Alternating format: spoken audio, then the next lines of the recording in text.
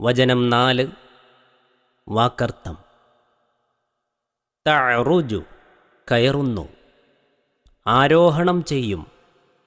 അൽ മലായിക്കത്തു മലക്കുകൾ, വർറൂഹു റൂഹും അഥവാ ആത്മാവും, ഇലൈഹി അവങ്കലേക്ക്, ഫീ യൗമിൻ ഒരു ദിവസത്തിൽ, കാന മിഖ്ദാറുഹു അതിൻ്റെ തോത്, അളവ്, വലുപ്പം, കണക്ക് ആകുന്നു. 50,000 50,000 സനത്തിൻ കൊല്ലം. تعرج الملائكة والروح إليه في يوم كان مقداره 50,000 سنة. മലക്കുകളും റൂഹും അഥവാ ആത്മാവും അവങ്കലേക്ക് കയറിപ്പോകുന്നു 50,000 കൊല്ലം വലുപ്പം ഉള്ളതായ ഒരു ദിവസത്തിൽ. വചനം 5 വാക്കർത്ഥം. ഫസ്ബിർ എന്നാൽ ക്ഷമിക്കുക, സ്വബ്റൻ ജമീലൻ ഭംഗിയായ ക്ഷമ, നല്ല ക്ഷമ. فاصبر صبرا جميلا എന്നാൽ നബിയെ നീ ഭംഗിയായ ക്ഷമ കൈക്കൊള്ളുക. വചനം 6 വാക്കർത്ഥം. ഇന്നഹും യറൗനഹു നിശ്ചയമായും അവർ അതിനെ കാണുന്നു, ബഈദൻ വിദൂരമാണെന്ന്, ദൂരപ്പെട്ടതായി. إنهم يرونه بعيدا നിശ്ചയമായും അവർ അതിനെ വിദൂരമായ ഒന്നായി കാണുന്നു. വചനം 7 വാക്കർത്ഥം. വനറാഹു നാം അതിനെ കാണുകയും ചെയ്യുന്നു, ഖരീബൻ അടുത്തതായി. ونراه قريبا നാം അതിനെ അടുത്തതായും കാണുന്നു. അൽ മആരിജ് എന്ന വാക്കിന് കയറുന്ന സ്ഥാനങ്ങൾ എന്നത്രേ വാക്കർത്ഥം.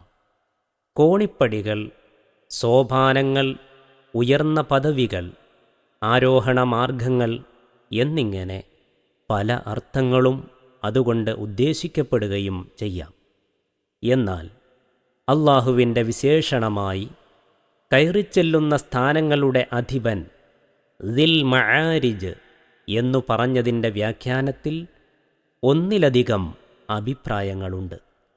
ഇവിടെ അൽ മആരിജ് കൊണ്ടുദ്ദേശ്യം ആകാശങ്ങളാണെന്നും ആകാശങ്ങളിൽ മലക്കുകൾ കയറിപ്പോകുന്ന പ്രത്യേക സ്ഥാനങ്ങളാണെന്നും ഉയർന്ന പദവികൾ എന്നാണെന്നും മറ്റുമാണ് ആ അഭിപ്രായങ്ങൾ. എന്നാൽ തൊട്ട വചനത്തിൽ ആ വാക്കിൻ്റെ വിശദീകരണമെന്നോണം മലക്കുകളും റൂഹും അവനിലേക്ക് കയറിച്ചൊല്ലുന്നു. തഅറുജുൽ മലായികത്തു വർറൂഹു ഇലൈഹി എന്നു പറഞ്ഞിരിക്കൊണ്ട് മലക്കുകൾ കയറിച്ചൊല്ലുന്ന സ്ഥാനങ്ങൾ എന്ന് വെക്കുന്നതിനാണ് കൂടുതൽ ന്യായം കാണുന്നത്. അഥവാ ആകാശലോകങ്ങളിൽ മലക്കുകൾക്ക് കയറിച്ചെല്ലാവുന്നതും ഓരോരുത്തരുടെയും നിലപാടനുസരിച്ച് വ്യത്യസ്ത പദവികളോടു കൂടിയതുമായ സ്ഥാനങ്ങളായിരിക്കാം അവ. വാസ്തവം അള്ളാഹുവിനറിയാം. അർ-റൂഹ് കൊണ്ടുദ്ദേശ്യം ജിബ്രീൽ അലൈഹിസ്സലാം എന്ന മലക്കാണെന്നാണ് അധിക വ്യാഖ്യാതാക്കളുടെയും അഭിപ്രായം.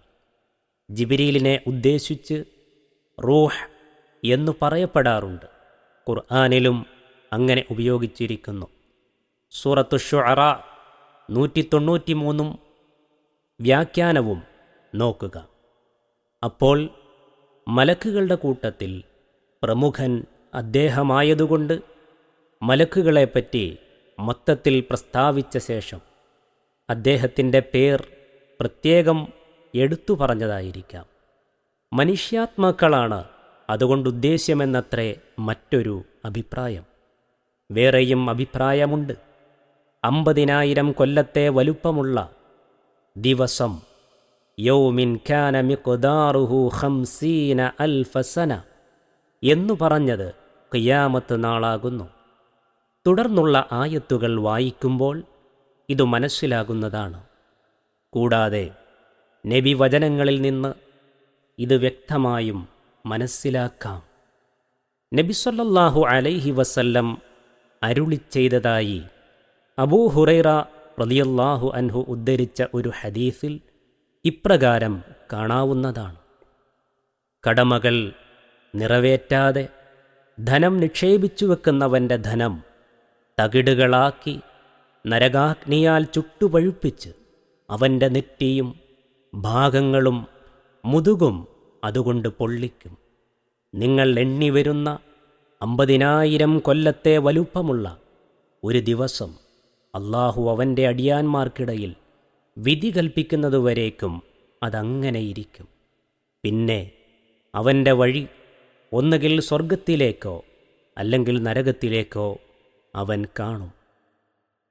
എന്നാൽ സത്യവിശ്വാസികളെ സംബന്ധിച്ചിടത്തോളം ആ ദിവസത്തിൻ്റെ വമ്പിച്ച ദൈർഘ്യം അവർക്ക് ഒരു സാധാരണ നിർബന്ധ നമസ്കാരത്തിൻ്റെ സമയത്തേക്കാൾ ലഘൂകരിക്കപ്പെടുന്നതാണെന്ന് അഹ്മദും ബൈഹഖിയും മറ്റും ഉദ്ധരിച്ച ഹദീസുകളിൽ വന്നിട്ടുണ്ട്. അപ്പോൾ 50,000 കൊല്ലത്തെ വലുപ്പം എന്ന് പറഞ്ഞതിൻ്റെ താൽപ്പര്യം അവിശ്വാസികളെ സംബന്ധിച്ചിടത്തോളം ആ ദിവസം അത്രയും ദൈർഘ്യം തോന്നുന്നതും വിഷമം നിറഞ്ഞതുമാണ് എന്നായിരിക്കും. അതല്ല, ശരിക്കും കൃത്യമായ 50,000 കൊല്ലം തന്നെയാണ് ഉദ്ദേശ്യമെന്നും വരാവുന്നതാണ്. വാസ്തവം അള്ളാഹുവിനറിയാം. സൂറത്തു സജദയിൽ അള്ളാഹു ഇപ്രകാരം പ്രസ്താവിച്ചിരിക്കുന്നു: അവൻ ആകാശത്തുനിന്ന് ഭൂമിയിലേക്ക് കാര്യം നിയന്ത്രിച്ചു വരുന്നു. പിന്നീട് നിങ്ങൾ എണ്ണിവരുന്ന 1000 കൊല്ലം വലുപ്പമുള്ള ഒരു ദിവസത്തിൽ അത് അവങ്കലേക്ക് കയറി പോകുന്നു. സൂറത്തു സജദയിലെ 5-ാം വചനത്തിൽ ഇപ്രകാരം നമുക്ക് കാണാം: യുദബ്ബിറുൽ അംറ മിനസ്സമാഇ ഇലാ ഖൗലിഹി അൽഫ സനതിൻ മിമ്മാ തഉദ്ദൂൻ. ഈ 2 വചനങ്ങളും ഖിയാമത്ത് നാളിനെ സംബന്ധിച്ചു തന്നെയാണുള്ളത്. ആ നാളിലെ ചില വ്യത്യസ്ത ഘട്ടങ്ങളെയാണ് ഇത് കുറിക്കുന്നതെന്നത്രേ ചില വ്യാഖ്യാതാക്കളുടെ അഭിപ്രായം. 1000 കൊല്ലമെന്നും 50,000 കൊല്ലമെന്നും പറഞ്ഞിരിക്കുന്നതിനെപ്പറ്റി ഒരാൾ ഇബ്നു അബ്ബാസ് റളിയല്ലാഹു അൻഹുവിനോട് ചോദിക്കുകയുണ്ടായെന്നും അദ്ദേഹം ഇപ്രകാരം മറുപടി നൽകിയെന്നും ഇബ്നു ജരീർ റഹ്മത്തുള്ളാഹി അലൈഹി ഉദ്ധരിച്ചിരിക്കുന്നു: ഹുമാ യൗമാനി അല്ലാഹു അഅലമു ബിഹിമാ വഅക്റഹു അൻ അഖൂല ഫീ കിതാബില്ലാഹി ബിമാ ലാ അഅലം. അർത്ഥം: അങ്ങനെ 2 ദിവസങ്ങളെപ്പറ്റി അള്ളാഹു പ്രസ്താവിച്ചിരിക്കുന്നു. അവയെപ്പറ്റി അള്ളാഹുവിനറിയാം. അള്ളാഹുവിൻ്റെ കിതാബിൽ എനിക്കറിയാത്തതിനെക്കുറിച്ച് പറയുവാൻ ഞാൻ മടിക്കുന്നു. നമുക്കും ഇവിടെ പറയുവാനുള്ളത് ഇതുതന്നെ. സൂറത്തു സജദ 5-ാം വചനത്തിൻ്റെ വ്യാഖ്യാനത്തിൽ പ്രസ്താവിച്ച സംഗതികൾ ഇവിടെയും നാം ഓർക്കുക. ഇതുപോലെ തന്നെ മലക്കുകളും റൂഹും അഥവാ ജിബിരീലും അല്ലെങ്കിൽ മനുഷ്യാത്മാവും അള്ളാഹുവിങ്കലേക്ക് കയറിച്ചെല്ലും എന്ന് പറഞ്ഞതിൻ്റെ താൽപ്പര്യവും എന്താണെന്ന് നമുക്ക് തിട്ടപ്പെടുത്തി പറയുവാൻ സാധ്യമല്ല. സൂറത്തു സജദയിലെ ആയത്തിൽ പിന്നീട് 1000 കൊല്ലം വലുപ്പമുള്ള ഒരു ദിവസം കാര്യം അള്ളാഹുവിങ്കലേക്ക് കയറുന്നു എന്ന് പറഞ്ഞുവല്ലോ. സൂറത്തു ഫാത്തിറിൽ നല്ല വാക്കുകൾ അവങ്കലേക്ക് കയറുന്നു, സൽക്കർമ്മത്തെ അവങ്കലേക്ക് ഉയർത്തുകയും ചെയ്യുന്നു. ഇലൈഹി യസ്അദുൽ കലിമുത് ത്വയ്യിബ് എന്ന് പറഞ്ഞിരിക്കുന്നു.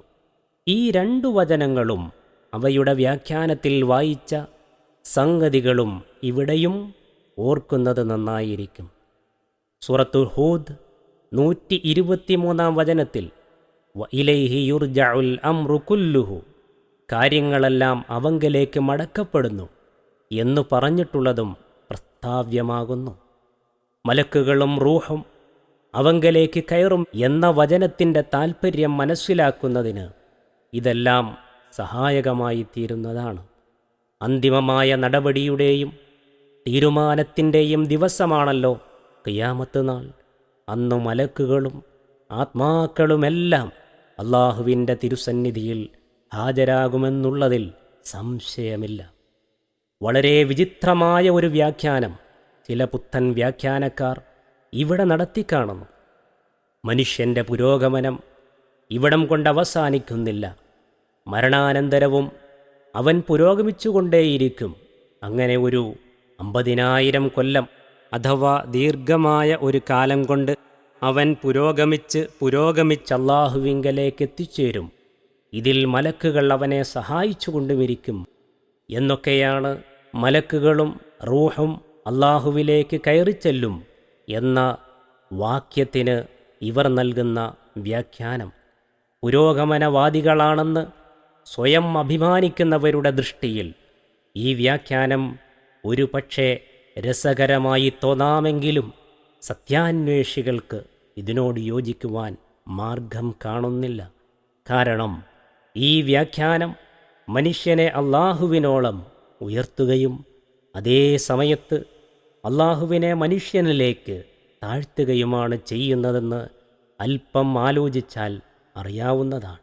മഅാദല്ലാഹ്, എത്ര കാലം തന്നെ പുരോഗമിച്ചുകൊണ്ടിരുന്നാലും അല്ലാഹുവിൻ്റെ സ്ഥാനം പ്രാപിക്കുവാൻ മനുഷ്യനാകട്ടെ മറ്റാർക്കെങ്കിലുമാകട്ടെ സാധ്യമല്ല തന്നെ. പുരോഗമനം എന്ന വാക്ക് ഉരുവിടുന്നതുപോലും ഒരു പുരോഗമനമായി കരുതുന്ന ഇത്തരക്കാരെപ്പറ്റി നമുക്കിതേ പറയാനുള്ളൂ. വമാ ഖദറുല്ലാഹ ഹഖ്ഖ ഖദരിഹി, അവർ അല്ലാഹുവിനെ കണക്കാക്കേണ്ട പ്രകാരം അവനെ കണക്കാക്കിയില്ല. അവിശ്വാസികൾക്ക് ഖിയാമത്ത് നാളിൽ അല്ലാഹുവിങ്കൽ നിന്ന് ശിക്ഷ ലഭിക്കുന്നതാണെന്നും അത് തടയുവാൻ ആരാലും സാധ്യമല്ലെന്നും നബി സല്ലല്ലാഹു അലൈഹി വസല്ലം താക്കീതു ചെയ്യുന്നതിനെ പരിഹസിച്ചുകൊണ്ട് അങ്ങനെയുണ്ടെങ്കിൽ ആ ശിക്ഷ ഇപ്പോൾ തന്നെ ഒന്നു കാണട്ടെ എന്ന് മുശ്രിക്കുകൾ ആവശ്യപ്പെട്ടിരുന്നു. അല്ലാഹുവേ, ഇവൻ പറയുന്ന ഇതൊക്കെ തന്നെയാണ് പരമാർത്ഥമെങ്കിൽ നീ കല്ലുമഴ വർഷിപ്പിക്കുകയോ വേദനയേറിയ ഏതെങ്കിലും ശിക്ഷ ഞങ്ങൾക്ക് തരികയോ ചെയ്തേക്കുക എന്ന് അവിശ്വാസികൾ പറഞ്ഞതായി സൂറത്ത് അൻഫാൽ 32-ാം വചനത്തിൽ അല്ലാഹു വ്യക്തമാക്കിയിട്ടുണ്ട്. ഇങ്ങനെയുള്ള അവരുടെ പരിഹാസ ചോദ്യങ്ങളെക്കുറിച്ചാണ് ഈ സൂറത്തിൻ്റെ ആദ്യ വചനം മുതൽക്കുള്ള സംസാരം. സന്ദർഭവശാൽ ഇടയ്ക്കുവച്ച് അതുമായി ബന്ധപ്പെട്ട വിഷയങ്ങളെന്ന നിലയ്ക്ക് മറ്റു ചില വസ്തുതകളും വിവരിച്ചു. അതിനുശേഷം അവിശ്വാസികളുടെ അത്തരം പരിഹാസവാക്കുകളെക്കുറിച്ച് ഒട്ടും അസ്വാസ്ഥ്യപ്പെടരുതെന്നും നല്ലപോലെ ക്ഷമ കൈക്കൊള്ളണമെന്നും നബി സല്ലല്ലാഹു അലൈഹി വസല്ലമയെ ഉപദേശിച്ചു. അവർ അങ്ങനെ പരിഹസിക്കുവാനും ശിക്ഷയ്ക്ക് ധൃതി കൂട്ടുവാനും കാരണം അത് വളരെ വിദൂരവും അസംഭവ്യവുമായി അവർ കരുതുന്നതുകൊണ്ടാണെന്നും എന്നാൽ അല്ലാഹുവിൻ്റെ അടുക്കൽ അത് ഒട്ടും വിദൂരമോ പ്രയാസപ്പെട്ടതോ അല്ലെന്നും പറഞ്ഞ് നബി സല്ലല്ലാഹു അലൈഹി വസല്ലമയെ സമാധാനിപ്പിക്കുകയും ചെയ്തു. തുടർന്നുകൊണ്ട് അവർ പരിഹസിച്ച് ധൃതി കൂട്ടിക്കൊണ്ടിരിക്കുന്ന ആ ശിക്ഷയുടെയും അത് സംഭവിക്കുന്ന ആ ദിവസത്തിൻ്റെയും ഗൗരവങ്ങളെക്കുറിച്ച് അല്ലാഹു താക്കീത് ചെയ്യുന്നു.